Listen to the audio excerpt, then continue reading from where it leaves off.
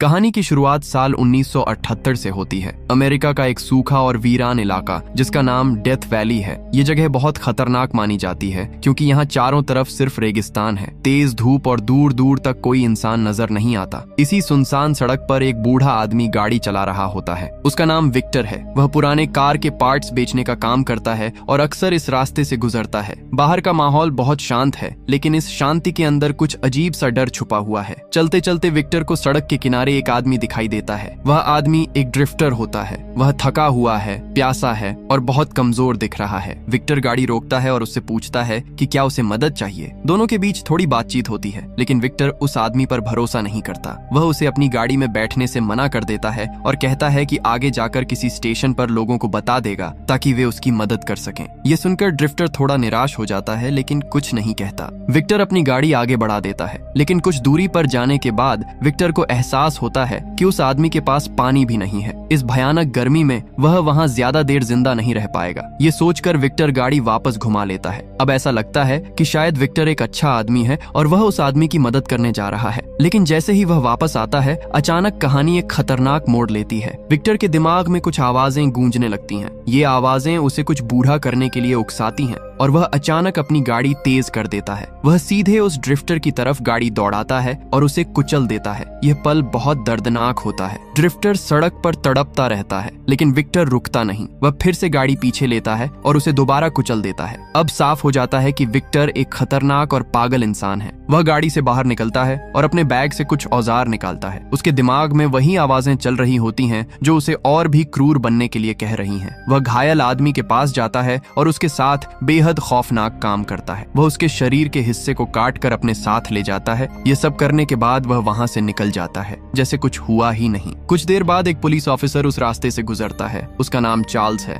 उसे सड़क पर खून के निशान दिखाई देते हैं और शक होता है कि कुछ गलत हुआ है। वह उन निशानों का पीछा करता है और आगे जाकर विक्टर की गाड़ी ढूंढ लेता है। विक्टर एक सुनसान जगह पर बने अपने घर में पहुंच चुका होता है। ये घर भी काफी डरावना होता है क्योंकि अंदर इंसानों के कटे हुए सिर और सड़े हुए शरीर पड़े होते हैं। वह अंदर जाता है, गैस मास्क पहनता है और जो चीज वहां लेकर आया था उसे टेबल पर रखता है। तभी अचानक पुलिस ऑफिसर चार्ल्स वहां पहुंच जाता है। वह विक्टर को पकड़ लेता है और उसे हथकड़ी लगा देता है। चार्ल्स जब घर के अंदर देखता है तो वह डर जाता है क्योंकि वहां बहुत ही गंदा और डरावना माहौल होता है। इंसानों के सड़े हुए शरीर और भयानक बदबू उसे परेशान कर देती है। वह तुरंत बाहर आकर बैकअप बुलाता है, लेकिन जब वह वापस अंदर आता है तो विक्टर वहां से गायब हो चुका होता है। दरअसल विक्टर ने खुद का हाथ काटकर हथकड़ी से खुद को आजाद कर लिया होता है। अब वह फिर से भाग रहा होता है। चार्ल्स उसे ढूंढने बाहर जाता है, लेकिन तभी विक्टर अचानक उसके सामने आ जाता है। उसके हाथ में एक खतरनाक औजार होता है। चार्ल्स डर जाता है और अपनी बंदूक गिराकर भागने लगता है। तभी अचानक एक गोली चलती है और सब कुछ रुक जाता है। विक्टर खुद ही सरेंडर कर देता है और कहता है कि उसका काम खत्म हो गया। इसके बाद उसे गिरफ्तार कर लिया जाता है और पूछताछ होती है। पूछताछ में पता चलता है कि विक्टर पहले एक सैनिक था और वियतनाम वॉर में लड़ चुका था। वहां उसने बहुत हिंसा देखी थी और खुद भी बहुत लोगों को मारा था। जब उससे उसके अपराधों के बारे में पूछा जाता है तो वह कहता है कि वह जो कर रहा है वह उसे किसी और दुनिया में और ज्यादा शक्तिशाली बनाएगा। वह कहता है कि उसके दिमाग में जो आवाजें आती हैं वे उसे आदेश देती हैं और अगर वह उनका पालन करेगा तो अमर हो जाएगा। आखिरकार उसके सारे अपराध साबित हो जाते हैं और उसे मौत की सजा सुनाई जाती है। उसे गैस चेंबर में ले जाया जाता है जहां उसकी सजा पूरी की जाती है। वहां कुछ लोग मौजूद होते हैं जिनमें एक पादरी, पत्रकार और वही पुलिस ऑफिसर चार्ल्स भी होता है जिसने उसे पकड़ा था। धीरे धीरे जहरीली गैस उसे मार देती है। सबको लगता है कि अब यहाँ कहानी खत्म हो गई है, लेकिन असली डर यहीं से शुरू होता है। मरने के बाद भी विक्टर की आत्मा खत्म नहीं होती। वह किसी और रूप में वापस आता है और फिर से उसी डेथ वैली में लौट जाता है। अब कहानी आगे बढ़ती है। करीब 40 साल बाद समय बदल चुका है, लेकिन डेथ वैली की वह डरावनी जगह अभी भी वैसी ही है। अब हम देखते हैं वही पुलिस ऑफिसर चार्ल्स जो अब बूढ़ा हो चुका है और इस इलाके का शेरिफ बन चुका है। वह अपने बेटे हैरिस के साथ बात कर रहा होता है। हैरिस भी अब पुलिस ऑफिसर है और अपने पिता की जगह लेने वाला है। एक डॉक्टर जिनका नाम एलन है वह भी वहां आती है। इसी समय हमें एक लड़की दिखाई देती है जिसका नाम माया है। वह एक छोटे से रेस्टोरेंट में काम करती है। उसका काम साधारण है, लेकिन उसका व्यवहार थोड़ा गुस्से वाला है क्योंकि उसे अपने काम से खास खास खुशी नहीं मिलती। थोड़ी देर बाद माया को बाथरूम साफ करने के लिए भेजा जाता है। जब वह टॉयलेट फ्लश करती है तो उसे कुछ अजीब दिखाई देता है। पानी का रंग लाल होता है,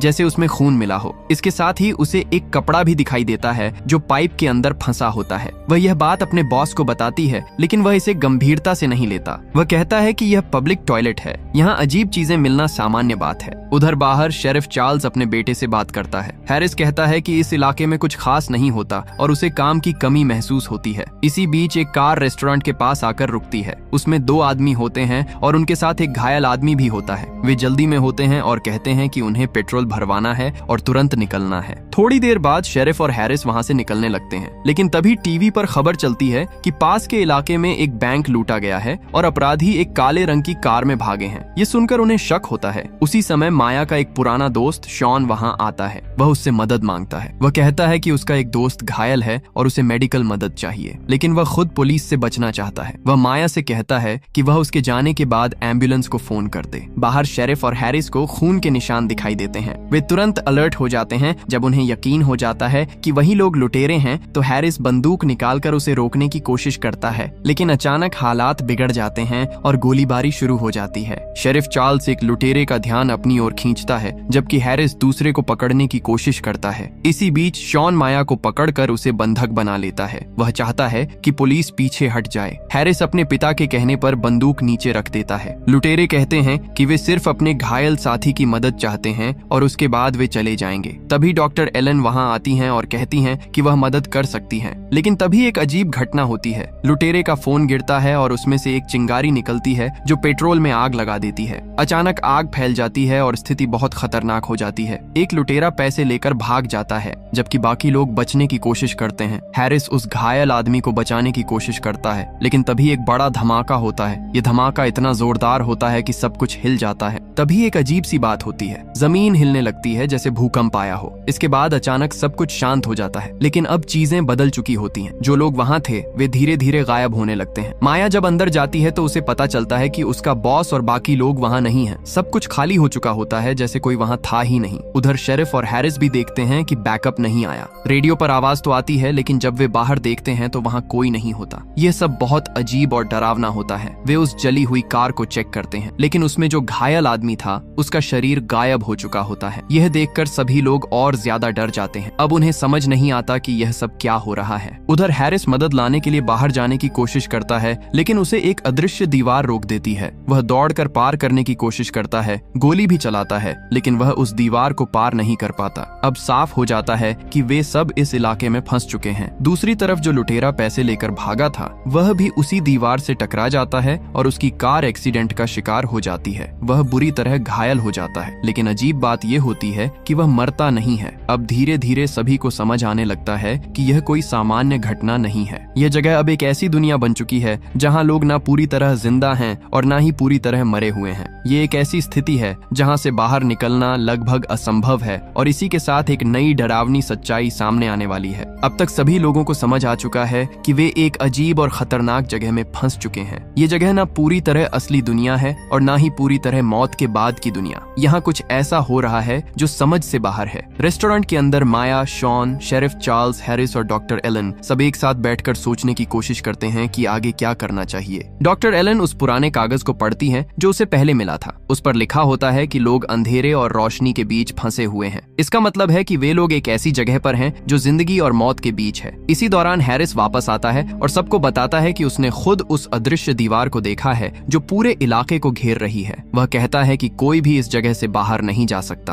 अब डर और बढ़ जाता है। तभी वे सभी बाहर एक अजीब दृश्य देखते हैं। जो लुटेरा पहले कार एक्सीडेंट में घायल हुआ था वह अभी भी जिंदा होता है। उसका चेहरा बुरी तरह टूट चुका होता है, शरीर खराब हो चुका होता है, लेकिन फिर भी वह चल रहा होता है। यह देखकर सबको समझ आता है कि यहाँ मौत का नियम अलग है। यहाँ कोई आसानी से मर नहीं रहा। उधर माया और शॉन रेस्टोरेंट के नीचे वाले हिस्से में जाते हैं जहाँ पाइपलाइन और सीवर सिस्टम होता है। वे कार की चाबी ढूंढने की कोशिश कर रहे होते हैं। अचानक माया को अंदर से कुछ आवाज सुनाई देती है। वह डर जाती है है और पीछे हटती है। कुछ सेकंड के लिए शॉन गायब हो जाता है। माया घबरा जाती है, लेकिन थोड़ी देर बाद शॉन वापस बाहर आता है। वह कहता है कि उसे कुछ नहीं मिला, लेकिन अब माहौल और भी ज्यादा डरावना हो चुका होता है। उधर बाहर शेरिफ और हैरिस देखते हैं अचानक एक बूढ़ा आदमी जो हॉस्पिटल के कपड़ों में होता है वहां से बाहर भागता है। वह बहुत डरा हुआ लगता है और कुछ समझ नहीं आता। यह सब देखकर सबको लगने लगता है कि यहाँ कुछ बहुत बड़ा और खतरनाक है। हैरिस एक कमरे में आता है और वहाँ उसे एक अजीब और डरावना दृश्य दिखाई देता है। एक आदमी आधा जला हुआ होता है,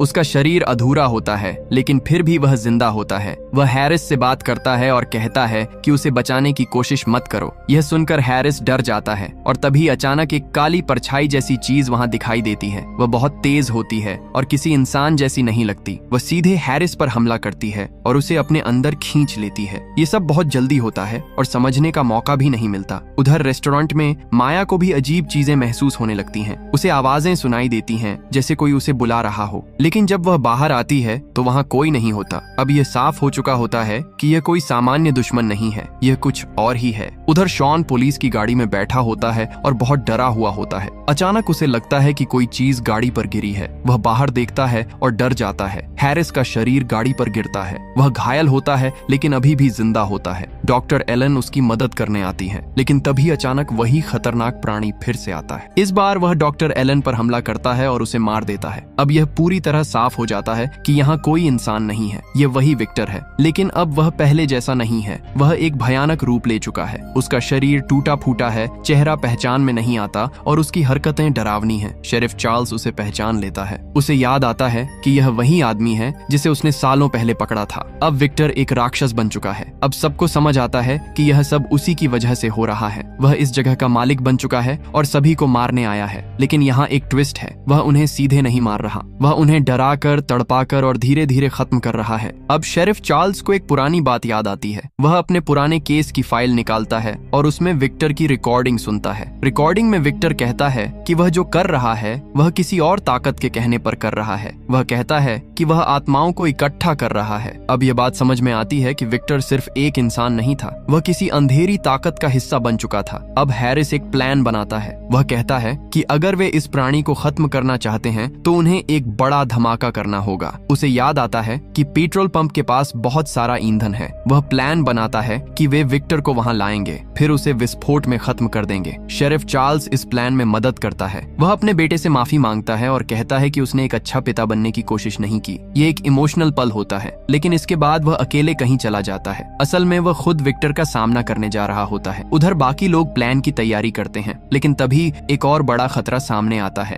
अब कहानी अपने सबसे खतरनाक और महत्वपूर्ण हिस्से में पहुंच चुकी है। शेरिफ चार्ल्स अकेले ही उस पुराने घर की तरफ चला जाता है जहां पहले विक्टर रहता था। उसका इरादा साफ होता है, वह इस बार उस राक्षस को हमेशा के लिए खत्म करना चाहता है। जैसे ही वह उस घर के अंदर पहुंचता है, अचानक वह उसी खतरनाक प्राणी के कब्जे में आ जाता है। विक्टर, जो अब एक डरावना और टूटे हुए शरीर वाला जीव बन चुका है, उसे पकड़ लेता है और एक टेबल पर बांध देता है। वह उसके साथ वही करने की कोशिश करता है जो वह पहले अपने शिकार के साथ करता था, लेकिन इस बार चार्ल्स तैयार होता है। उसके पास एक ग्रेनेड होता है जो उसने पहले ही अपने साथ रखा था। जैसे ही विक्टर उसे मारने वाला होता है, चार्ल्स ग्रेनेड का पिन निकाल देता है। एक बड़ा धमाका होता है और पूरा घर उड़ जाता है। यहाँ एक बलिदान होता है। चार्ल्स खुद को खत्म करके उस राक्षस को भी खत्म करने की कोशिश करता है। उधर दूसरी तरफ माया और शॉन अपने प्लान पर काम कर रहे होते हैं। वे गैस पाइपलाइन को खोलते हैं ताकि वहाँ आग लगाकर एक बड़ा विस्फोट किया जा सके। तभी वह प्राणी फिर से वहाँ आ जाता है। इस बार वह पहले से ज्यादा खतरनाक होता है। वह बहुत तेजी से हमला करता है और शॉन को नीचे गिरा देता है। शॉन उसके सामने कमजोर पड़ने लगता है। तभी माया एक बड़ा फैसला लेती है। वह खुद को उस प्राणी के सामने पेश करती है ताकि उसका ध्यान अपनी तरफ खींच सके।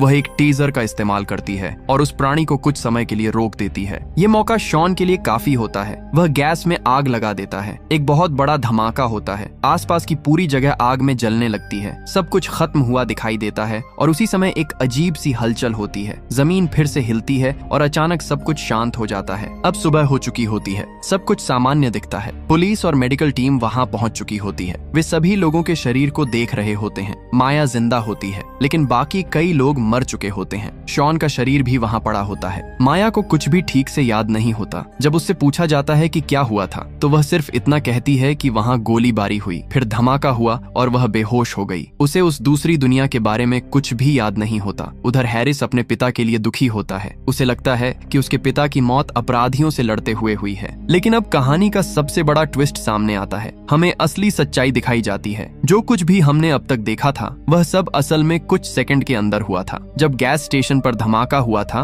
उसी समय सभी लोग मर गए थे। वह पूरी डरावनी दुनिया असल में उनकी मौत के ठीक पहले के कुछ पलों का अनुभव था। हर इंसान ने अपनी मौत को एक अलग तरीके से महसूस किया। विक्टर का राक्षस बनना, लोगों का गायब होना, अजीब घटनाएं, यह सब उनकी सोच और डर का रूप था। वह प्राणी असल में कोई असली दानव नहीं था। वह हर इंसान की मौत का प्रतीक था। जिस तरह से हर इंसान मरा उसी तरह से उसने उस प्राणी को महसूस किया। अंत में माया ही एकमात्र इंसान होती है जो बच जाती है। वह वापस असली दुनिया में आ जाती है। बाकी सभी लोग मर चुके होते हैं। हैरिस अपने पिता को खो चुका होता है और ये घटनाएं एक रहस्य बनकर रह जाती हैं, क्योंकि जो सच्चाई थी वह सिर्फ उन्हीं लोगों ने देखी थी जो अब इस दुनिया में नहीं है। तो दोस्तों, आपको ये कहानी कैसी लगी कमेंट करके जरूर बताना और इसी तरह की कहानियों के लिए हमारे चैनल को सब्सक्राइब जरूर करना।